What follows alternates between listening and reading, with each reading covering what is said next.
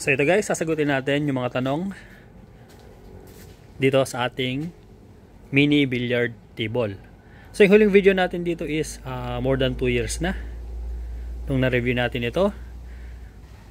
Yan, so makikita nyo dito yung ating billiard table o yung ating mini billiard table kahit na 2 taon na is maayos pa rin.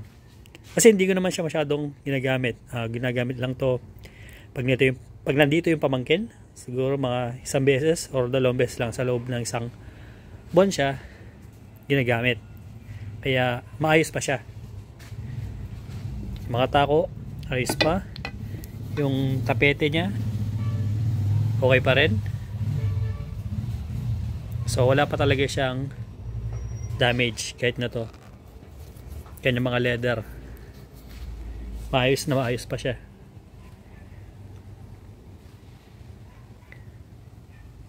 Yan, para ma-maintain natin na maganda pa rin yung mini billiard table, kapag hindi nyo siya gagamitin, mas maganda, ibalot nyo siya ng plastic. Kasi nasubukan ko to, siguro mga 3 buwan o 4 na buwan na naka-expose lang siya ng ganito, nandun lang sa isang sulok. Anong nangyari, dito sa may ilalim, itong lawanit na to sa baba, nagkaroon siya ng amag. Dito sa baba. Nagkaroon siya ng amag. Dito. Kaya kapag in-store nyo to, so ilagay nyo siya sa plastic o balutan nyo siya ng plastic. Yan, so sagutin na natin yung mga tanong. So napansin ko na isang tanong doon is pwede bang sa kanila na lang daw to, itong ating mini billiard table, kasi nagustuhan nga daw nila. So yung sagot natin doon is, ano kayo, sinuswerte? Sa atin to, tayo ang gagamit nito. Yan, so yung sagot natin doon sa tanong nila na kung sa kanila na lang daw ba ito. Yung pangalawang tanong na sasagutin natin is, gaano ba daw kalaki itong mga billiard balls? Uy, ano yun? So susukatin natin siya gamit itong ating metro.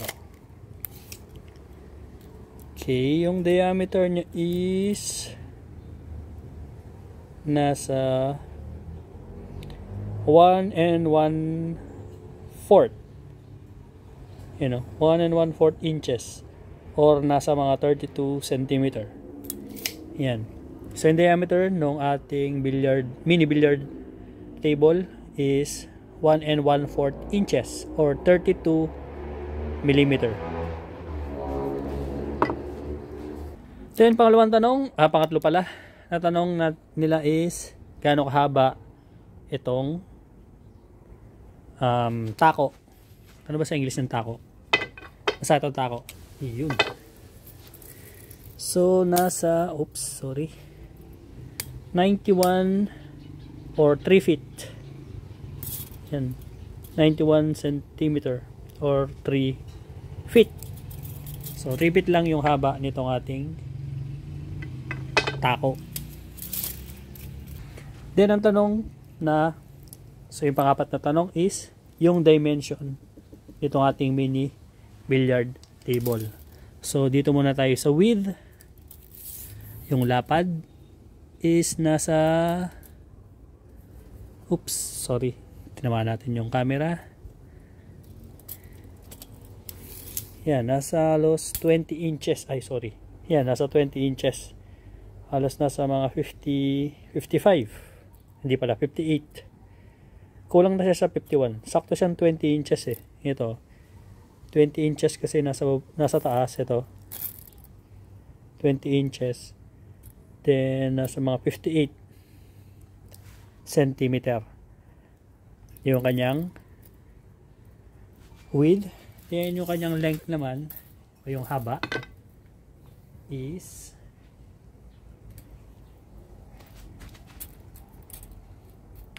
nasa 91. So 3 feet din. So kasing haba siya nitong tako. Tingnan natin kung magkasing haba sila ng tako. Oo nga. Kasing haba nga. So parehas. Kung ano yung haba ng ating tako, ganun din kahaba yung ating billiard table. So yan, ulitin natin yung dimension ng ating mini billiard table is, ito is nasa 58 or 20 inches. Then ito naman is 90 centimeter or 3 feet. Then isa pang tanong. So yung tanong pa nila, pangilan na ba tayo? Nakalimutan ko na sa bilang. Yan, so sa pang-5 o pang-6 na tanong, basta. So yung susunod na tanong is, gaano daw ba kalaki yung butas ng ating mini billiard table? So sukatin natin. So ito yung corner pocket o yung nasa gilid. Tingnan natin. Dito natin kunin yung diameter, sukat niya. So nasa 6 cm. Yan o, 6 cm yung kanyang opening dito. Yan o, 6 cm kanyang opening. Dito ang ating side pocket. Yung ating center pocket naman, so pag dito natin siya kinuha, so nasa 8 cm, pero yung pinakabutas nasa 5 cm. Sa kabila wala kasi kung ito na talaga yung opening nito ito nasa corner ito na yun, yung 6. So mas malaki lang ng konti yung opening dito, pero yung mismong butas nasa 5 cm lang. Yun. So yan yung sagot kung gaano kalaki yung mga butas ng ating mini billiard table o yung kanilang mga packet.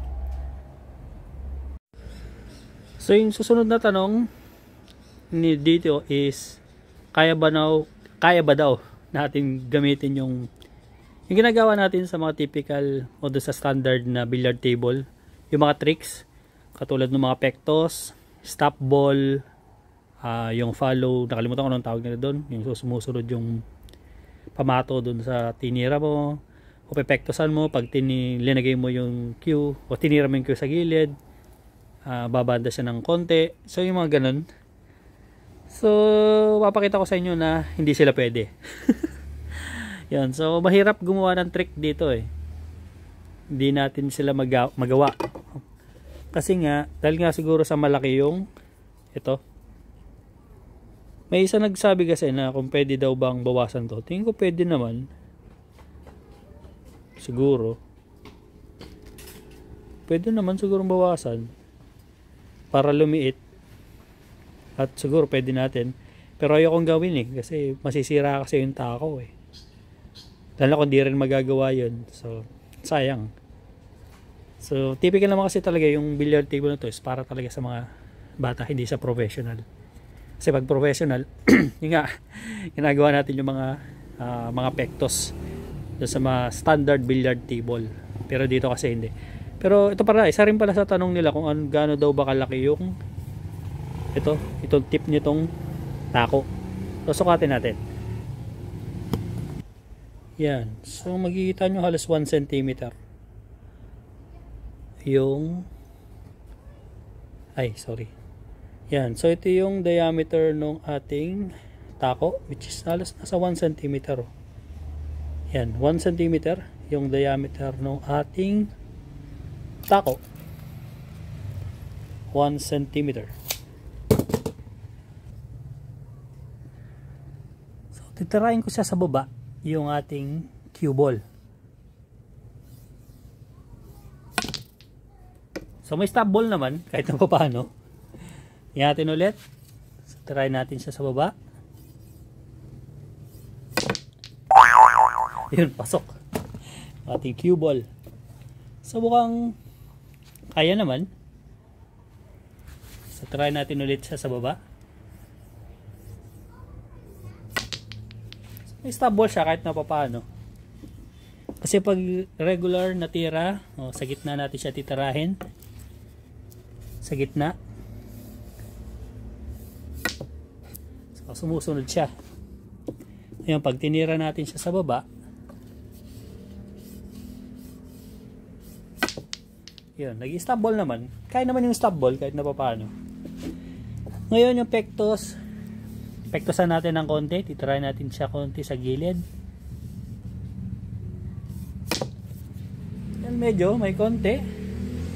May konting pektos. Pero hindi siya ganun kalaki yung ating pektos. Oh. Yan, pwede. Pwede pala yung pektos, kaso hindi siya ganun ka effective katulad ng mga regular na billiard table. Pero meron konti. Ayun, pasok na naman yung ating cue ball.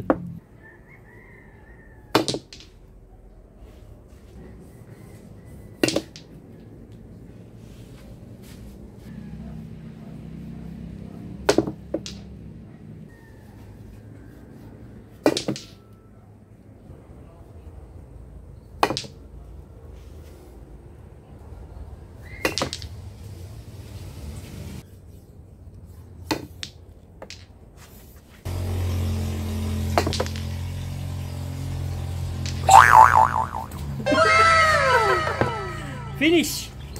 So, halos nasagot naman natin, siguro, lahat ng tanong dito sa ating mini billiard table na halos 2 taon na or more than 2 years na.